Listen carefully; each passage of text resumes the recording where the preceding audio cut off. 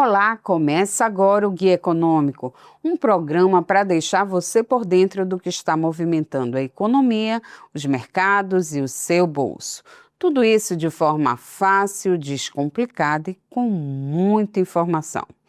Assim como já acontece com o cigarro e as bebidas alcoólicas, a publicidade das apostas esportivas e jogos online, as chamadas bets, passam a ter regras bem mais rígidas no Brasil.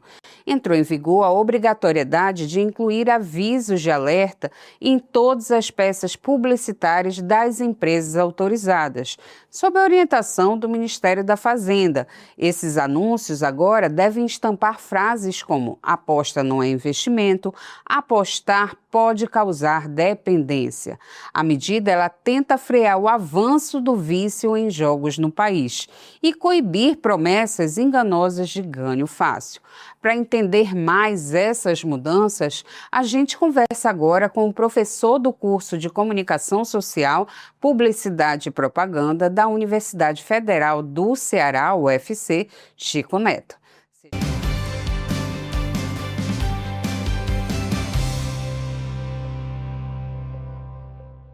Chico, o que muda com essas novas regras para a publicidade no mercado de apostas? Bom, agora nós temos uma regulamentação com mais restrições e que também olha para a publicidade infantil e que também tem o interesse em informar a população sobre os riscos que estão associados às apostas online, né? Especialmente a questão do vício e dissociar completamente de qualquer forma de investimento e geração de renda. Vale lembrar que esse é um mercado que há muito tempo já deixou de ser um nicho, né, e ocupa hoje um espaço relevante na economia brasileira, né? Em 2025, as chamadas bets movimentaram cerca de 37 bilhões de reais.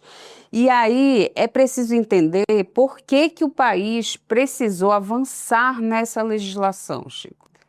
A gente sabe que a abertura do nosso país a essas plataformas de apostas, elas começaram no final da gestão Temer como argumento para você ter renda para um novo ministério que surgia, né, que era lá da Segurança Pública, né, aquela história da intervenção do Rio de Janeiro, todo aquele contexto, mas com uma brecha de regulamentação por 6 anos. E isso fez com que esse mercado explodisse no nosso país, né, quase como uma terra sem lei.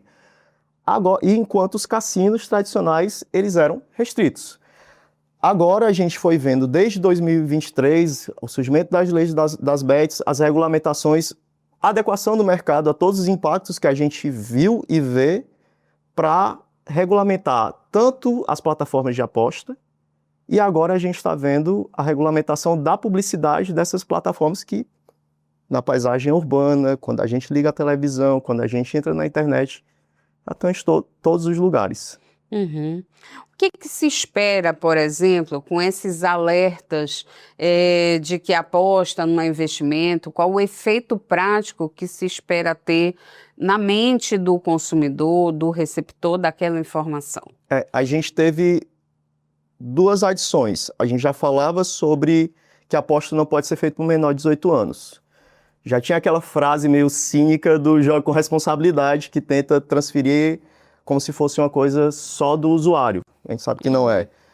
Agora, com esses 3 alertas que se assemelham ao que a gente já vê historicamente com a propaganda dos cigarros, né, do tabaco, que é as 3 mensagens obrigatórias colocadas pelo Ministério da Fazenda nessa nova regulamentação que dizem que, basicamente, que aposta não é investimento e que essas apostas online podem causar o vício, né, que é o adoecimento, que é a ludopatia.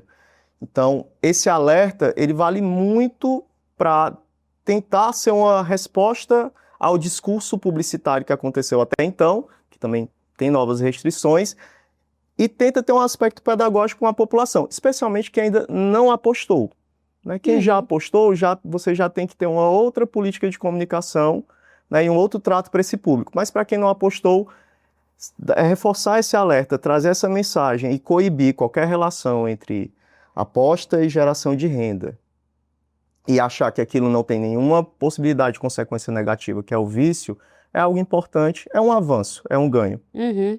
Qual o risco disso não acabar virando, vamos dizer assim, um ruído branco, uma paisagem?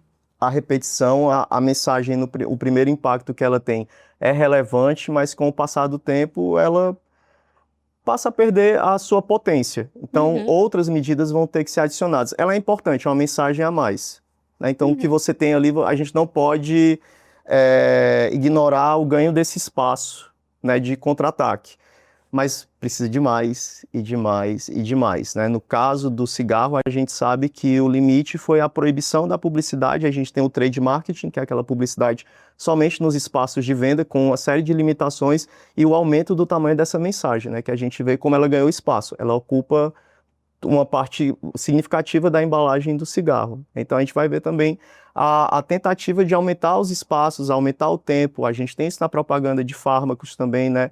Todas essas mensagens de regulamentação que elas vão evoluindo com o tempo. E foi uma evolução, né, também dessa trajetória, também nas bebidas Exato, alcoólicas.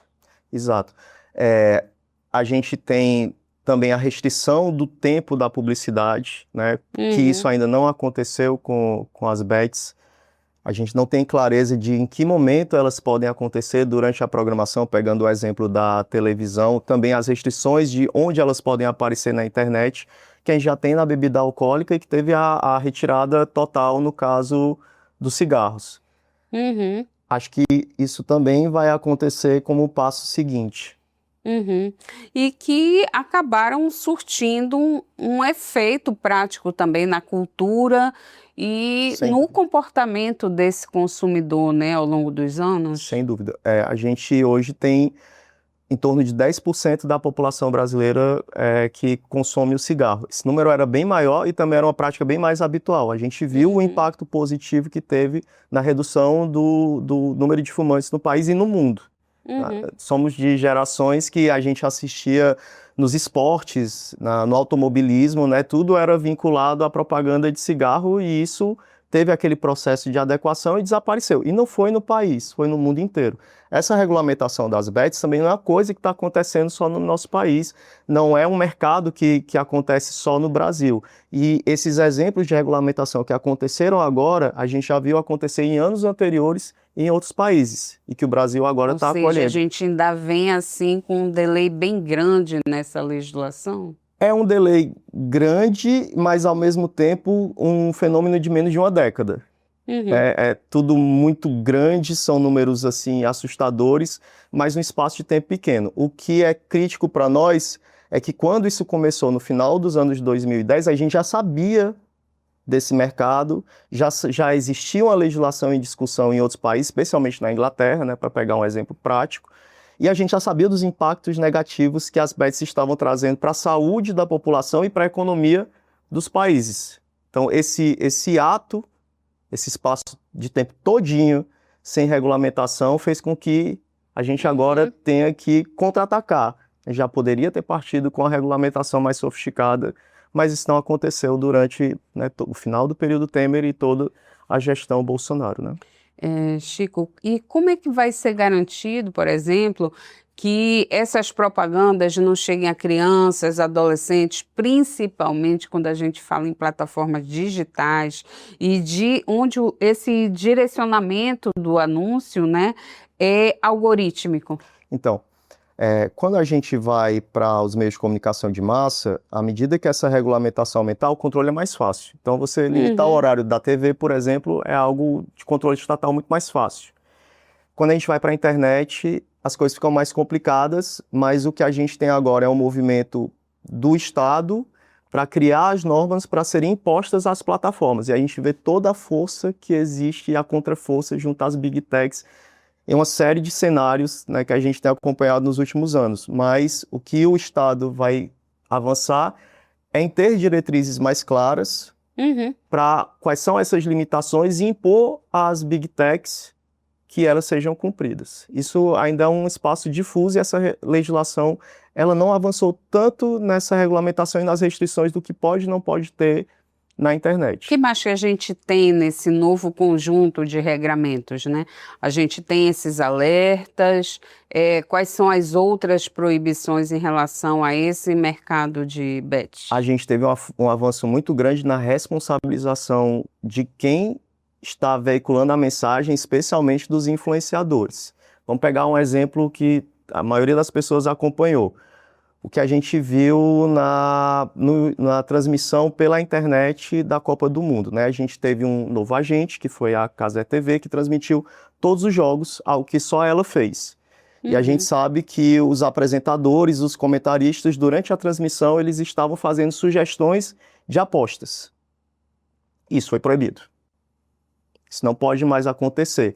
Essa coisa que na publicidade a gente chama de content marketing, né? Que o conteúdo começou a se misturar junto com a publicidade, a gente não teve mais clareza daquele espaço do intervalo comercial, está proibido por lei. Da mesma forma, há uma responsabilização desses influenciadores e desses agentes na nova regra. Isso, sim, é uma mudança muito relevante, né? Agora, quando a gente pensa, e aí eu falo mais para você explicar como é que isso, qual o peso, por exemplo, por que é preciso se preocupar com essas regras em relação a influenciadores, qual o peso que eles têm perante uma publicidade impressa, falada e tal, por que ela representa, acaba virando um risco maior, né? O que se chamou de marketing de influência, né? Todo o papel que essas figuras passaram a ter na nossa tomada de decisão, a gente sabe como é importante, né? Uma recomendação, a voz de autoridade, a confiança que a gente deu nesses influenciadores muda os nossos hábitos de consumo. E a gente também já sabe, desde a CPI das bets, né, que houve ali uma manipulação do que estava acontecendo, que o influenciador exibia, e do que de fato acontecia quando a pessoa instalava o aplicativo. Ali era uma versão específica do aplicativo em que ele só vencia. Isso também está banido, né? Isso não pode mais acontecer. Só que não estava muito claro qual é a responsabilidade que eles tinham. E agora, quem veicula tem responsabilidade sobre a mensagem. Se ela visa lesar o consumidor, se ela vai em direção à má-fé, então ele vai ser também penalizado junto do anunciante. Outra coisa que também ficou colocada pela nova legislação é que as regras contratuais entre o contratante e o contratado, nesse caso os influenciadores e os veículos de mídia também, elas têm que ter regras muito mais claras. No Brasil, hoje, a gente tem aproximadamente um pouco mais de 80 plataformas de apostas que estão regulamentadas. Que estão lá, que são as que têm o final .net, .br, que são as que estão sobre a tutela dessa legislação. O que é que a gente percebe? Eles agora têm uma responsabilidade maior sobre a publicidade, de multa e de até serem impedidas de trabalhar. Agora, o que um influenciador faz pode causar a multa ou mesmo o bloqueio da plataforma. Então, ela vai ter mais controle sobre essas relações contratuais com esses influenciadores. Também cabe a ela controlar que informação é essa que o influenciador está trazendo para os seus seguidores. Essa relação de penalização que foi colocada pela lei, ela é interessante porque pede com que o anunciante, o influenciador, eles tenham mais atenção para isso por conta das consequências, como eu falei, da multa até o banimento da plataforma. É uma das coisas que chegou a ser ventilada, inclusive nessa época da CPI das bets, é de que parte desses influenciadores ganhavam um percentual sobre cada vez que o apostador perdia, não é isso? Cláusula da desgraça. Como é que isso fica? Tem que ter uma clareza. Essa legislação trouxe algo sobre isso? Ela fala sobre os contratos serem mais claros e essa cláusula da desgraça ela é completamente proibida. Né? E isso não é nenhuma novidade, né? Porque se você vai para a questão do direito do consumidor, isso já era completamente absurdo. Só que agora a nova legislação, ela cita essa relação contratual de forma mais explícita e que esses contratos eles têm que ser claros.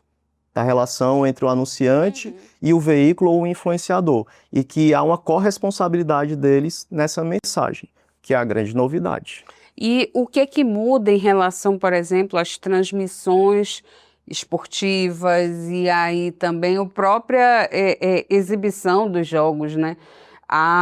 o mercado de bets dominou a publicidade esportiva no Brasil, né?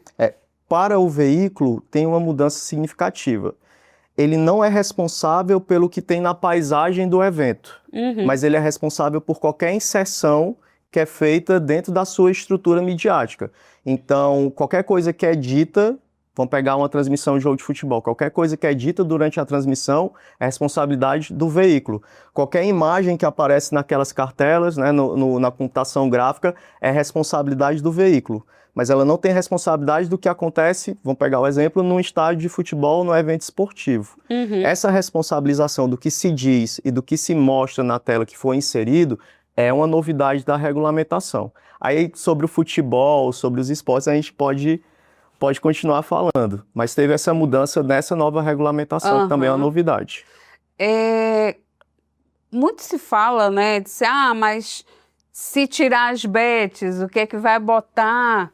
Mas a gente viveu também antes, existia publicidade antes disso, Só né? o século. Qual é o peso hoje? Porque eles mudaram. Agora, uma coisa também é fato, né? Se mudou muito o patamar da publicidade a partir da entrada das bets nesse nicho, né? Porque é um mercado bilionário e que precisava muito levar as pessoas ao primeiro uso.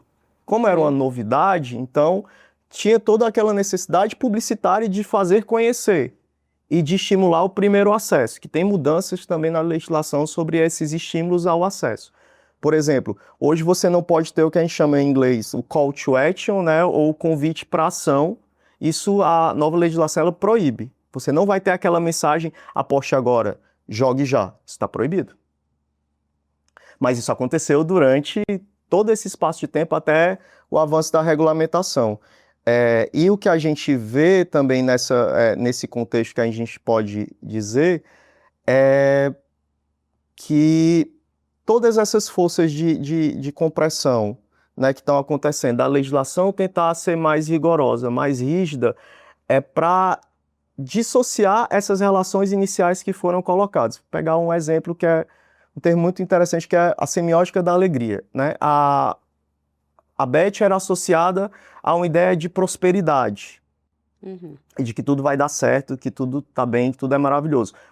O influenciador, ele ajuda porque ele promove um estilo de vida próspero e feliz. A gente vai ver esse tipo de publicidade desaparecer, por força também da regulamentação e do cuidado das plataformas de jogos em não serem penalizadas pela nova legislação. E o chamado para ação do Jogue Já, do Aposte Agora, todos esses convites que aconteceram durante esse período e que já impactaram, né, um grande número da população, eles vão desaparecer. E fora que a gente tem aí, quando a gente fala de jogos, né, aposta durante os jogos, é um momento em que o consumidor, aquele telespectador, está muito mais propenso à emoção, né? Aquele calor do momento, aquela compra impulsiva, enfim. Isso. Aí o pessoal das neurociências vai dizer que toda aquela nossa capacidade de julgar, ela vai desaparecendo e a gente vai sendo tomado pelos afetos, né? E toda aquela nossa parte de reação rápida das paixões vai ficar tudo estimulado. Aflorado, né? Vai ficar tudo aflorado. Mas, ao mesmo tempo, a gente já vê todas as críticas que as bets trazem da relação que a gente tem com algo que é tão particular para o brasileiro, que é o futebol. A gente torce pelo nosso time, né? Para uma parcela significativa da nossa população, existe um vínculo identitário entre o time que você torce e o que você é. Você estampa, você veste a camiseta, você tatua no braço, você dá nome para o filho com o nome de atleta, né? Todas essas coisas que a gente vê. Quando a bet entra, ela pega algo que já é habitual. Você fazer uma aposta com o colega e dizer, quem ganhar, o meu time vai ganhar, o seu time vai ganhar, a gente vai apostar isso e aquilo outro, mas como algo muito pontual, né? De uma final de campeonato, de uma partida. A bet torna aquilo imediato e contínuo. Só que ela vai mais além. Você não aposta quem vai ganhar o jogo, né? Você começa a apostar quantidade de cartão amarelo, quem vai levar o primeiro cartão, quantos escanteios vão acontecer, se outro time vai fazer gol. Isso vai subvertendo a lógica que você tem em ver o jogo de futebol. É como, já tem o caso de uma pesquisa que está acontecendo nesse momento no país. Um pesquisador estava acompanhando o jogo do Brasil e Haiti. E claro, as pessoas no Brasil estavam torcendo pelo Brasil. De repente ele vê uma pessoa torcendo por um gol do Haiti, porque ele tinha apostado nisso. Então isso vai mudando a relação que a gente tem com o próprio hábito de ver o futebol, de torcer, e vai levando para um outro lugar. Isso vai sendo capturado por essas plataformas. E isso vai sendo nocivo, porque essa relação que você tem com o esporte, com o seu clube, com esse aspecto identitário, ele vai sendo tomado por uma outra coisa, uma outra questão, em que você passa a torcer por um gol do teu adversário por um outro fator. Isso fere a própria lógica do entretenimento do futebol e do afeto que a gente tem com o futebol. Ainda voltando para essa questão dos influenciadores, né? Nesse caso, por exemplo, de alguma infração, se ele não fizer o alerta, se ele prometer ganho fácil, quem responde legalmente? O influenciador, a agência ou a empresa de aposta? Agora, todos os envolvidos. Eles têm uma corresponsabilidade explícita pela nova regulamentação.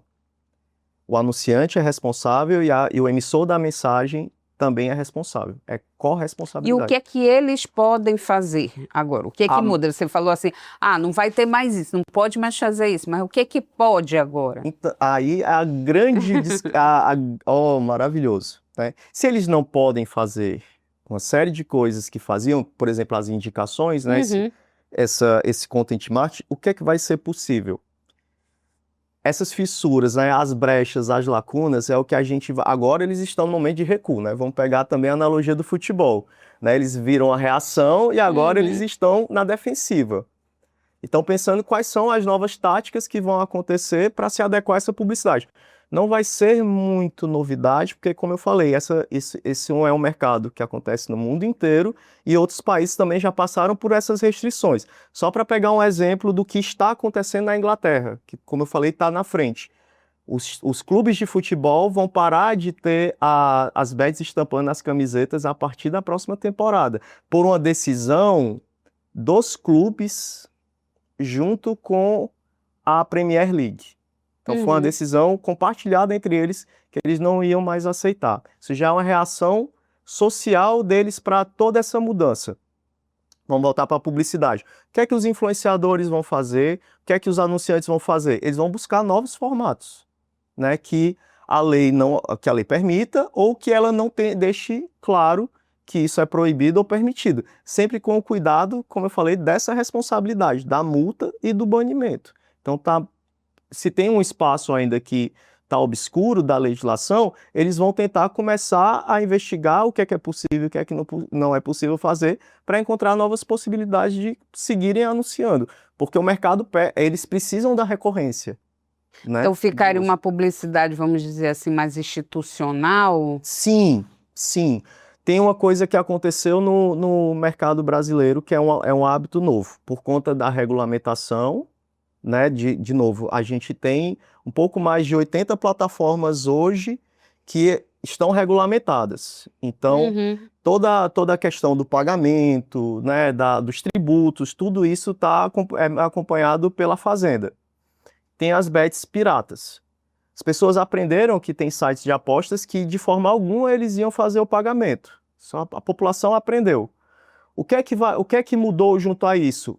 No início, as pessoas apostavam em várias bets. Tinham vários aplicativos instalados. E hoje a gente já sabe que o hábito do brasileiro é dele escolher uma bet. O tal do market share, né? E a gente começa a ter uma marca de preferência.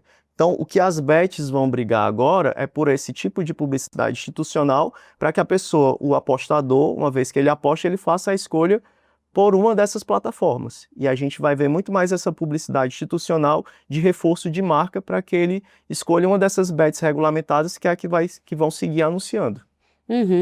Você falou aí do caso da Inglaterra, que proibiu já, inclusive, a propaganda em camisas de futebol, né? É que não é bem uma proibição, é uma decisão, de não compartilhada. aceitar mais É uma decisão compartilhada.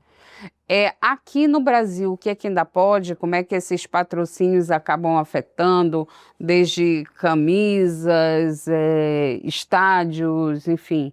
Esse tipo de proibição, a nova lei ela não pegou. E aí vamos lá para o que está acontecendo, né? A gente tem os naming rights, o nome dos estádios, né? Estão tomados por essas plataformas de apostas. As camisas dos clubes da Série A e da Série B, a gente não precisa né, nem comentar, né? Eles foram para todos de novo. É um mercado de muito dinheiro, são bilhões de reais e que precisava ser anunciado.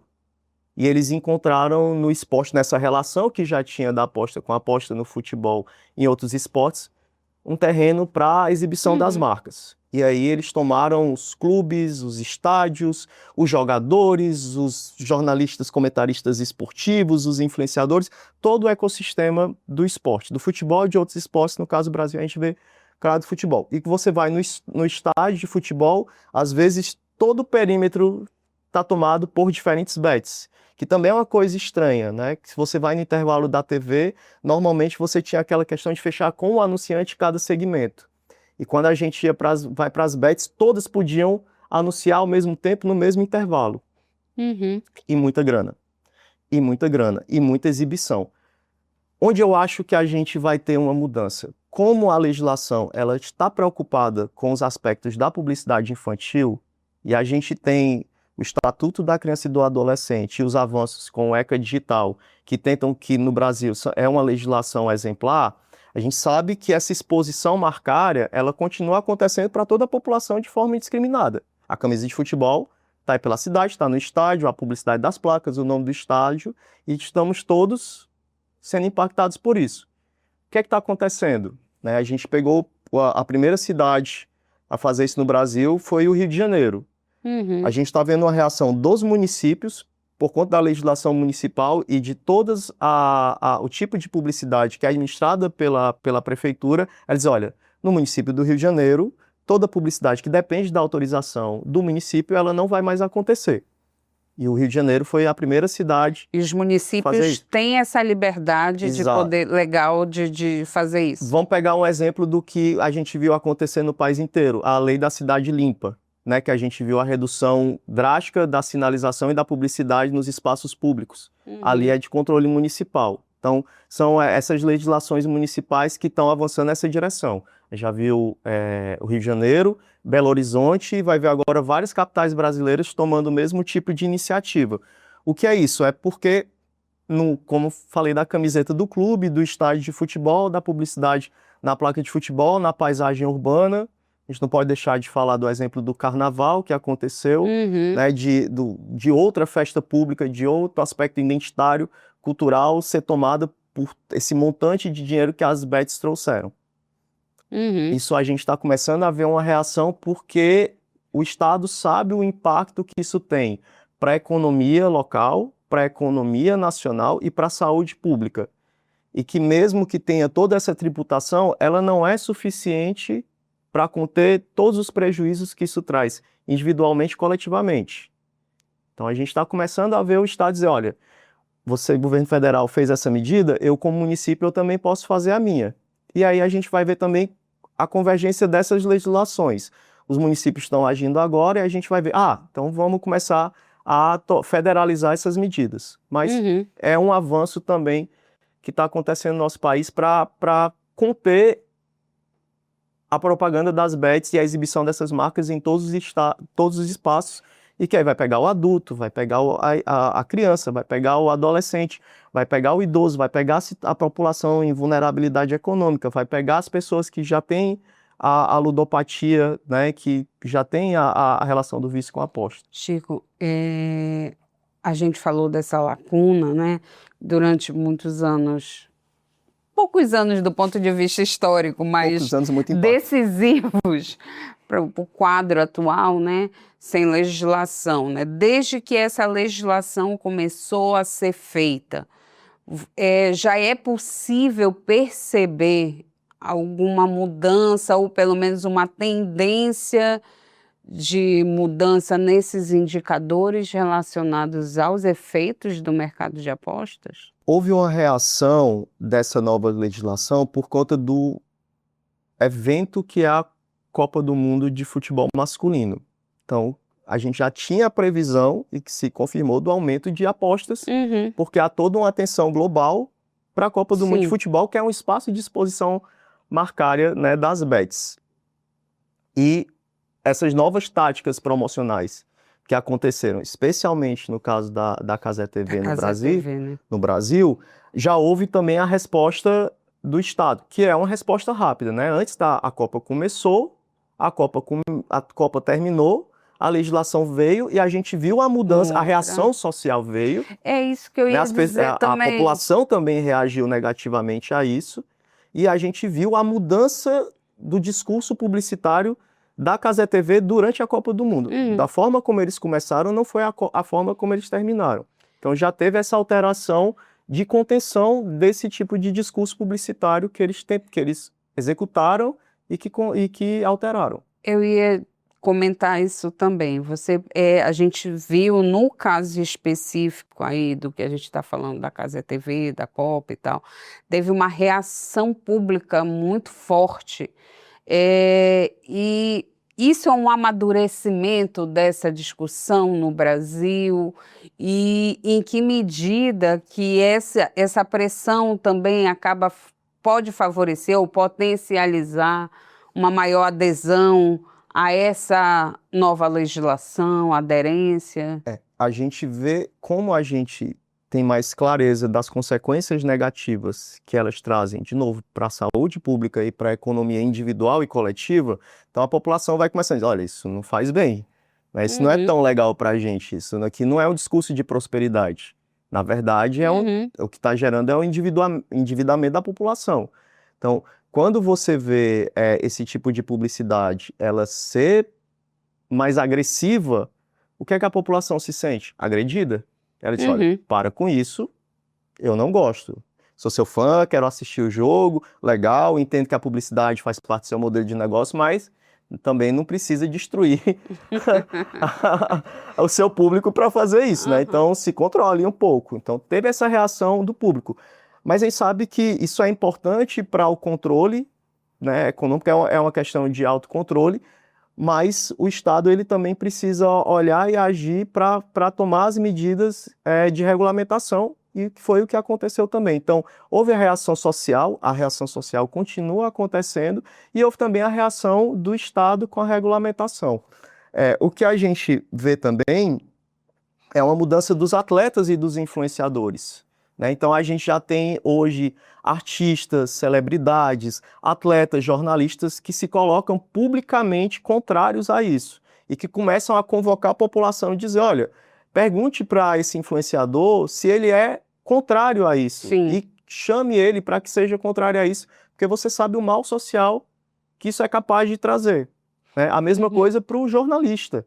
Olha, não associa o teu trabalho, que tem uma função social explícita, né, que é o papel do jornalismo, a você começar a pegar a sua autoridade, a credibilidade e direcionar para isso. O apresentador, a mesma coisa. Cara, você não precisa fazer isso, né? Você já está dentro de um espaço de riqueza tão grande que não vai ganhar dinheiro com o empobrecimento da população. E a gente está começando a ver essas medidas sociais do povo. Dizer, olha, eu não quero seguir um cara que está se associando a isso porque eu estou vendo o mal que isso está trazendo, que é uma forma também de adequação da sociedade a essas plataformas, porque, de novo, o volume era muito grande, né? Era uma coisa, assim, muito, muito, muito ferina. O que é preciso para essa fiscalização ser realmente eficaz? Agora a gente vai ver o desafio do Estado e da população de ter esses mecanismos de controle. Qual é a minha expectativa? De novo, no caso da TV aberta, isso é mais fácil, né? Toda essa parte de controle. Na internet, a gente tem um desafio muito grande. O que eu acredito que vai acontecer?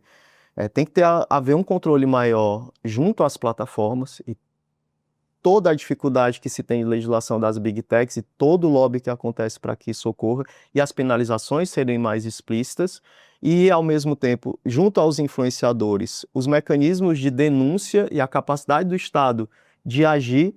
Quando a gente pensa que os agentes regulamentados eles são um número limitado, né, que são menos de 100 bets que estão dentro da regulamentação estatal, então a gente vê como isso é possível.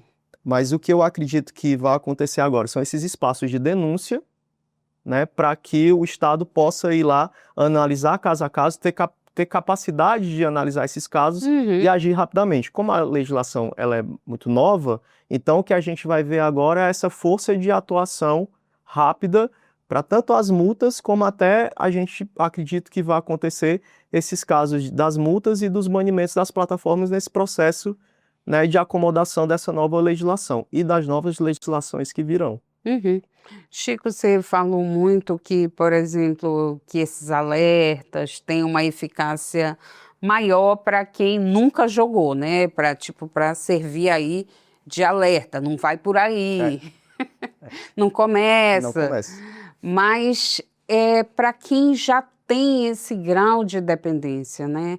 O que pode ser feito nesse cenário quando a gente já vê esses casos mais de ludopatia mesmo? A gente viu avanços do Ministério da Saúde, a gente já sabe o impacto que isso tem na saúde pública, né? E assim, o tanto de dinheiro que o Estado está tendo que gastar para tratar essas pessoas, né, que estão acometidas pela ludopatia causada pelo site de apostas, né, esse vício em apostas e todo o impacto que isso tem, já é algo real. O que é que o Estado está fazendo? Ele já tem o bloqueio do CPF, né? Então a pessoa pode fazer o autobloqueio, porque ela precisa parar esse processo. Você vê o avanço dentro do Sistema Único de Saúde, dos CAPs, para ter o atendimento online, né? O atendimento primeiro de caráter psicológico e depois, se for o caso, também dos fármacos para controlar isso como um vício. Então, as medidas de saúde pública para cuidar dessas pessoas que estão acometidas pela ludopatia, elas também têm avançado para tratar a população e entender que a culpabilização do usuário, né, que é aquela mensagem cínica, né, do jogue com responsabilidade, a gente não deve achar que é uma fraqueza da pessoa o jogo. Na verdade, é uma predisposição que todos nós temos a esse tipo de vício. Algumas pessoas têm mais e menos. O Estado hoje ele tem até mesmo um teste para você saber o quanto suscetível você é para esse tipo de vício, que é um teste que todos nós podemos fazer. E as plataformas, elas são modeladas para que a gente jogue e para que a gente continue jogando. O que é que ela faz e por que essa história da primeira vez? Porque uma vez que você prova o prazer da vitória, seu cérebro diz, que bom, né? Ganhei um dinheirinho, quero de novo. Só que esse tipo de recompensa é uma recompensa intermitente. E aí o que o seu cérebro aprende é que a qualquer momento a recompensa pode acontecer. A interface da plataforma, ela dá sempre aquela ideia de que você acertou na trave. Que quem sabe na próxima você acerta. E isso vai criando a recorrência do jogo. Então, a gente sabe qual é a primeira medida, não jogue. O que é que mudou na legislação? A legislação, ela tenta coibir esse tipo de mensagem para a pessoa fazer o primeiro jogo. Então, qualquer tipo de incentivo mais explícito para que a pessoa tenha uma bonificação ou benefício para entrar na plataforma, a legislação ela também já tenta alcançar esse tipo de tática promocional e coibir, porque deve-se evitar o primeiro acesso. Quem já teve o primeiro acesso e já é vítima da ludopatia deve contar com assistência pública ou privada para o tratamento desse tipo de adoecimento e todo o acolhimento que as pessoas devem ter de não ter nenhum tipo de vergonha, mas na verdade ter o abraço da sociedade para as pessoas para irem em busca da cura dessa doença. Acho que uma coisa que foi muito falado, né, que é justamente o impacto das apostas sobre a população mais vulnerável financeiramente, né? E culturalmente, historicamente, o brasileiro ele sempre tem fé de que a vida vai mudar, de que aquela aposta numa mega-sena de fim de ano, isso foi construído socialmente, né? Como mudar, como quebrar esse paradigma, né? De que não é uma mudança, não é um passaporte para você mudar financeiramente de vida, né? Porque as apostas de bets, elas são feitas para você perder, porque você sempre vai jogar outra vez, né? E ela lucra com isso, com né? isso, né? O modelo de negócio, ele prospera quando você perde. Por que é que ela precisa que alguém ganhe? Para que dizer, olha, eu ganhei, então você também pode ganhar. E esse é o argumento, Uhum, né? O que a gente está vendo agora é todas as outras pessoas que perderam, porque a gente viu a difusão da mensagem do vencedor, aham, mas a gente está vendo agora os impactos de todas as pessoas que perderam, que são a maioria. Você não conhece gente que ficou rico com isso, a não ser quem promoveu isso. quem promoveu essa dependência, né? Exatamente. Mas a gente agora está vendo toda a explosão de casos de adoecimento de saúde, de adoecimento financeiro, de isolamento social, as pessoas que faleceram por causa disso, né? Todos esses retratos dos casos, que na grande mídia eles não são tão presentes, porque aí a gente tem a espiral do silêncio.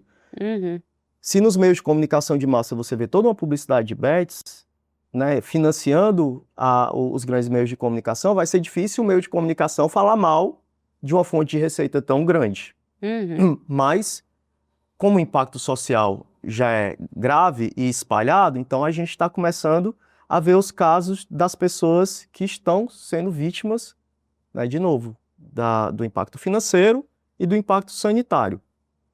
No caso da população mais vulnerável, né, o que acontece é que o dinheiro que você perde com isso, ele tem um impacto muito maior. Como é que a Bet atrai o público mais vulnerável? Porque é alguém que é mais suscetível, precisa mais daquilo, né? E aí, quando você começa uma aposta com R$ 1, R$ 2, R$ 5, R$ 10, e dá a expectativa, que eu acho que é o mais crítico, né? É a expectativa, a esperança do ganho sem esforço. Que o cigarro não te promete isso.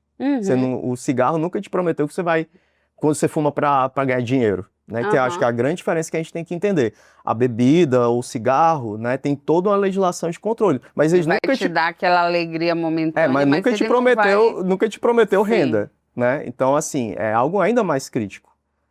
E para a população vulnerável, ela tem uma urgência daquele dinheiro, né? A expectativa do dinheiro no final do mês e de uma possibilidade de ganho. Então, ela opera junto a essas populações mais vulneráveis. Por que é que uma criança é mais vulnerável? Porque ela tem a vulnerabilidade do controle, né, dos hábitos e das atitudes. Por isso que a gente tem todo um controle na publicidade infantil. Sabe que é mais suscetível. Então, uma criança, um adolescente é mais suscetível, uma pessoa em situação de vulnerabilidade financeira, ela é mais suscetível, uma pessoa que ela tem uma predisposição à ludopatia, ela vai ser mais suscetível a tudo isso. E a legislação, e o Estado, e todos nós entendemos disso, a gente deve proteger a população desse tipo de operação, porque, de novo, a Bet ela vai ser orientada como um sistema, como um modelo de negócio, para pegar primeiro esse tipo de pessoa que está mais próxima do jogo.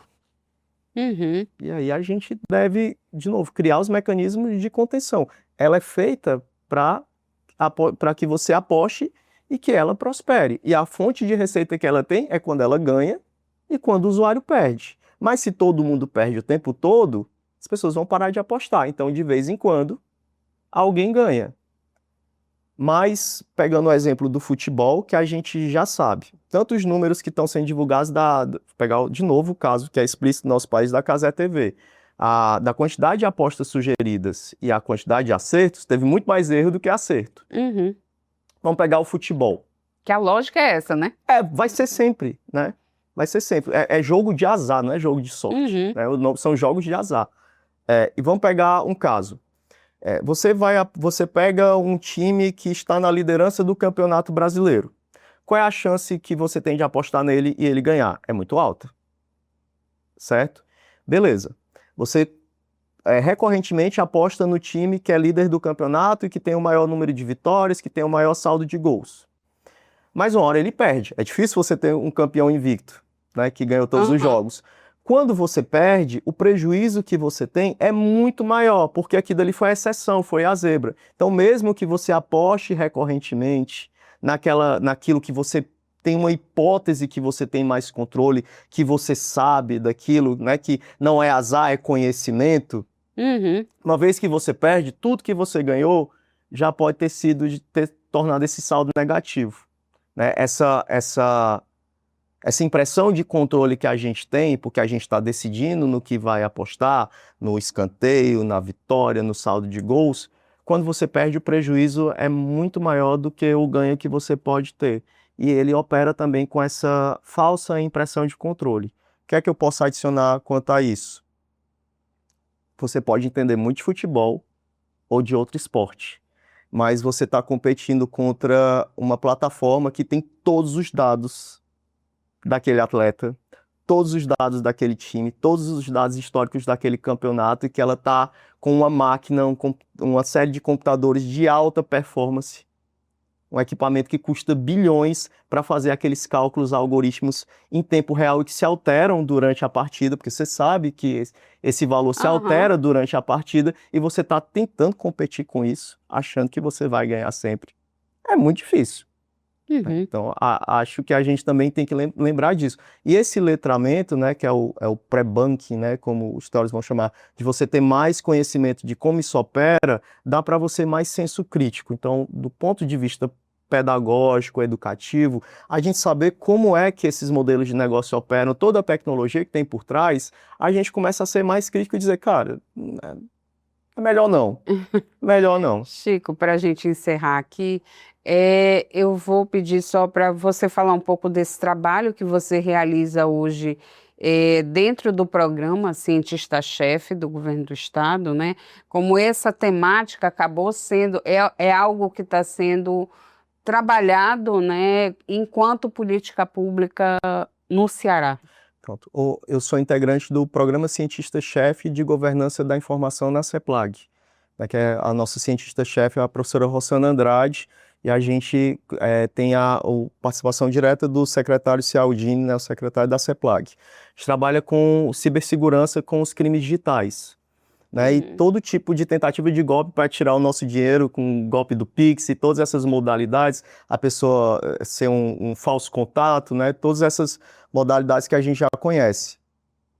E as bets, elas entram também dentro desses tipos de crime, especialmente as que são não regulamentadas. Então, sim, é um mercado que hoje é regulamentado, ele é compreendido pelo Estado. O que é que nisso eu posso falar? As bets regulamentadas são as que têm final .bet.br.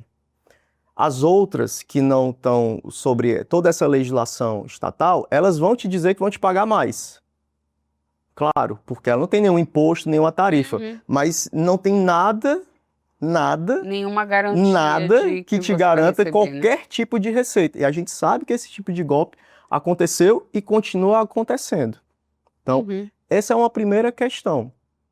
A segunda é de toda a lógica de educação financeira que a gente deve ter e que as bets, elas ferem isso na relação que a gente tem com a educação financeira, que é do dinheiro fácil e que é recorrente, porque está na palma da nossa mão. A diferença, como a gente falou, né, de você jogar na Mega da Virada, né, ou na Mega Sena, na Loto Fácil, primeiro, são ciclos semanais. E que você tem um controle maior de quanto você gasta, do que você vai ter de prêmio, fica claro a expectativa que você tem, a possibilidade que você tem de ganho. Mas ali você coloca dentro do hábito, né, e de algo muito pontual.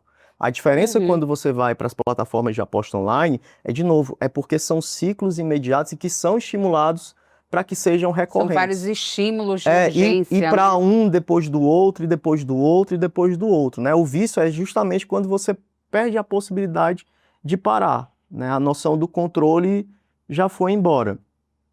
E quando a gente fala sobre, de novo, relaciona a educação financeira, crimes digitais, cibersegurança, a gente está falando de como essas coisas se misturaram e como é uma outra forma que está afetando a economia individual e coletiva e como tem plataformas que são colocadas. Um número para você saber, para a gente finalizar.